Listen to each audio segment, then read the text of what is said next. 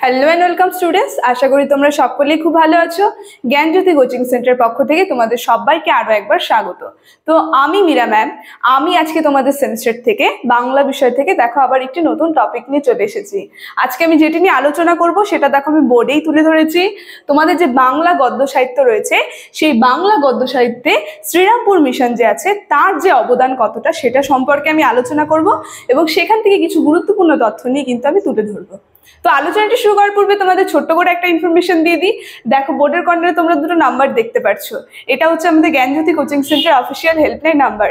এখানে তোমাদের অনলাইনে ক্লাস করানো হয়, তার সঙ্গে তোমাদের নোটস দেওয়া হয়।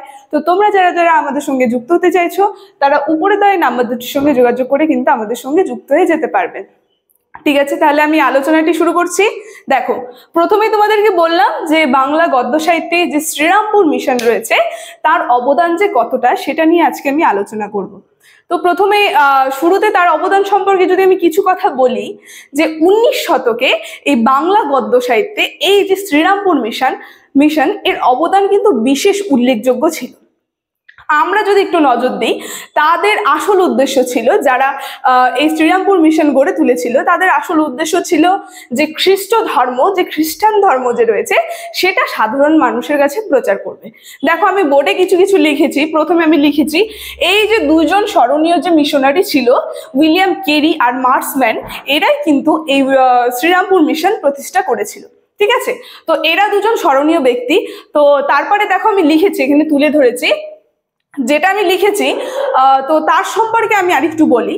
এই যে যারা এই খ্রিস্ট ধর্ম প্রচারের জন্য এই শ্রীরামপুর মিশন তৈরি করেছিল, তারা ভেবেছিল যে রামায়ণ, মহাভারত এগুলো তো ঠিক আছে, কিন্তু তার সঙ্গে এই খ্রিস্টান ধর্ম যাতে সাধারণ মানুষের কাছে সহজভাবে পৌঁছায়, সেই কারণে কিন্তু তারা বাইবেলকে আরো সহজ ভাষায় অনুবাদ করেছিলেন তাদের এই যে খ্রিস্টান ধর্ম সেটা প্রচারের জন্য। ঠিক আছে, দেখো সেই কারণে আমি এখানে লিখেছি তাদের আসল উদ্দেশ্য কি কি ছিল এবং তারা কি কি প্রচার করেছিল।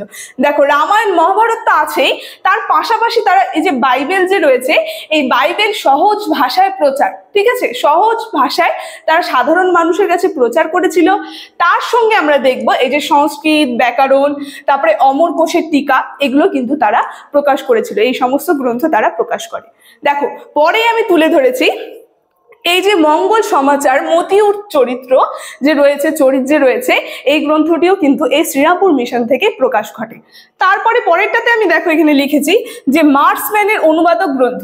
এই যে মার্সম্যান রয়েছে তার একটা বিখ্যাত অনুবাদক গ্রন্থ, দুটি গ্রন্থ রয়েছে, আমি লিখে দিয়েছি এখানে, যে ভারতবর্ষের ইতিহাস এবং বঙ্গালার ইতিহাস। এই দুটা গ্রন্থ কিন্তু তিনি লিখেছিলেন, তার এই অনুবাদক গ্রন্থ তিনি প্রকাশ করেছিলেন।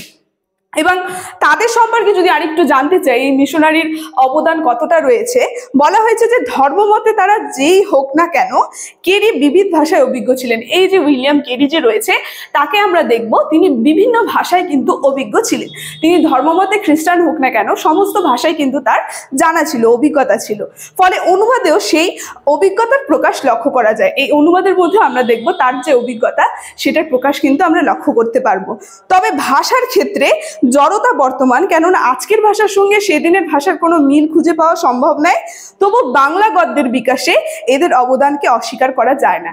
এই যে বাংলা গদ্য যে রয়েছে, এই বাংলা গদ্যের বিকাশে তাদের অবদান কিন্তু ফিরিয়ে দেওয়া যায় না, তাদের অবদান বিশেষ স্মরণীয়। তো বিভিন্ন পুরাতন গ্রন্থ, অনুবাদক গ্রন্থ এবং পূর্ণ প্রকাশের ফলে বাঙালির বিশেষ লাভই হয়েছিল। এমনকি প্রতিষ্ঠানকে ঘিরে বাঙালিদের মধ্যে আত্মসচেতনতা বৃদ্ধির সুযোগ এসেছিল। তাই অসিত কুমার বন্দ্যোপাধ্যায় যিনি রয়েছেন তিনি বলেছেন যে কেরি সাহেব এই বাইবেলি বাংলা এবং আমাদের কাছে যতই তুচ্ছ হোক না কেন, একদা প্রাতঃস্মরণীয় মিশনারিদের বাংলা এবং সংস্কৃত গ্রন্থাদি প্রচার করে বাঙালি জাতির উপকারী করেছিল। ঠিক আছে, এই যে এত সুন্দরভাবে তিনি যে বাংলা ভাষায় যে তাদের বাইবেলের যে বিষয়বস্তুগুলি, গ্রন্থগুলির বিষয়বস্তুগুলি তিনি প্রকাশ করেছিলেন মানুষের কাছে, তাতে কিন্তু বাঙালি জাতিরও কিছু অনেক উপকার ঘটেছিল। ঠিক আছে, তো এই যে বাংলা গদ্যে এই শ্রীরামপুর মিশনের অবদান নিয়ে আজকে আমার আলোচনা এতটুকুনি ছিল। তো আলোচনাটি আমি এখানেই শেষ করছি। ভিডিওটি যদি তোমাদের ভালো লেগে থাকে অবশ্যই like, comment, share and subscribe করে দেবে। Thank you.